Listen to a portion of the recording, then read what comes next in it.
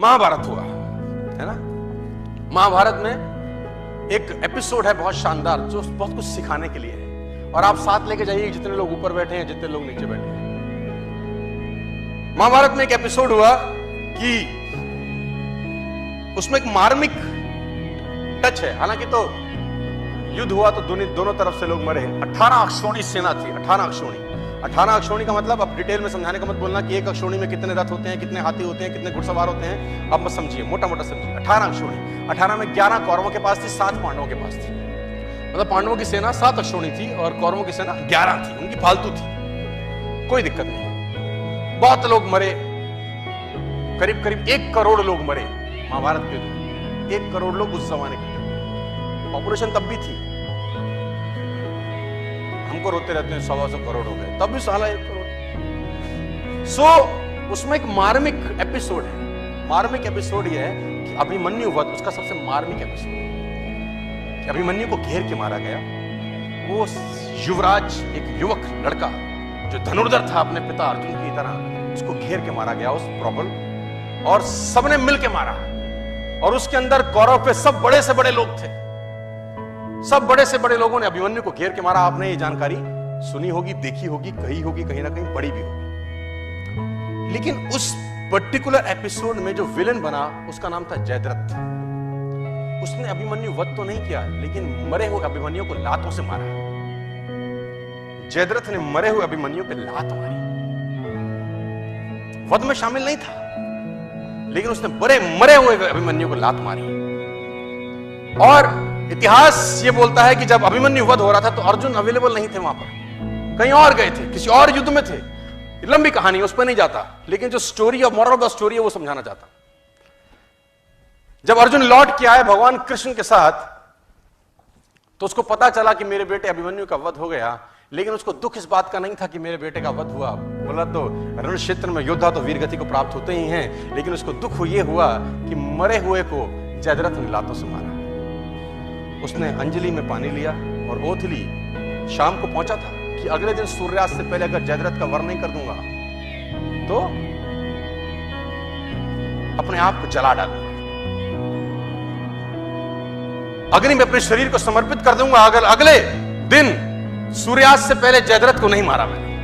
अब जैसे ही उसने ये घोषणा करी, एक गोल रखा, एक टारगेट रखा, दोनों सेनाओं में हड़कंप मच गया। कौरव प्रसन्न हुए और पांडव उदास। कौरव इसलिए प्रसन्न हुए कि एक दिन बचाना है बस जयद्रथ को। अगर एक दिन बचा लिया, अर्जुन मरा, खेल समाप्त हो जाएगा, क्योंकि मेन प्लेयर यही है। मेन प्लेयर तो वही था ना। और पांडव इसलिए परेशान हुए कि ये क्या कर बैठा, एक दिन न ढूंढ सके तो क्या होगा। अर्जुन गया तो खेल गया। और धर्मयुद्ध था, तो शाम को संध्या के बाद जब सूर्यास्त हो जाता था तो युद्ध नहीं करते थे। अगले दिन जैसे ही सूर्य उदय हुआ, युद्ध की भेड़ी बजी और उस भेड़ी के अंदर अर्जुन और कृष्ण ढूंढने लगे जयद्रथ को। और कौरव भी कोई छोटे मोटे तो थे नहीं, भगवानों से लड़ रहे थे, तो कुछ ना कुछ तो उनमें भी टैलेंट रहा होगा। उन्होंने जयद्रथ को छुपा लिया। उनका एक ही काम था कि सूर्यास्त से पहले जयद्रथ को छुपा लो बस। और दिन चढ़ने लगा, सांसें चढ़ने लगी, और जैसे जैसे दिन निकलता रहा कौरव और प्रसन्न होते गए और पांडव और उदास। दोपहर निकल गई, युद्ध एक तरफ चल रहा था और अर्जुन और कृष्ण का रथ एक तरफ दौड़ रहा था जयद्रथ को ढूंढते। और आखिरकार वो समय आया जब सूर्यास्त होने को ही था और जयद्रथ अर्जुन को नहीं मिला। सब थक हार के बैठ गए। अर्जुन ने अपना गांडीव गिरा दिया और पांडवों ने भगवान कृष्ण की तरफ देखा और बोला, प्रभु अब तो तुम्हारा ही सहारा है, जयद्रथ नहीं है। भगवान ने बोला, कुछ नहीं, करता हूं। बोला, जयद्रथ कहां से लाओगे।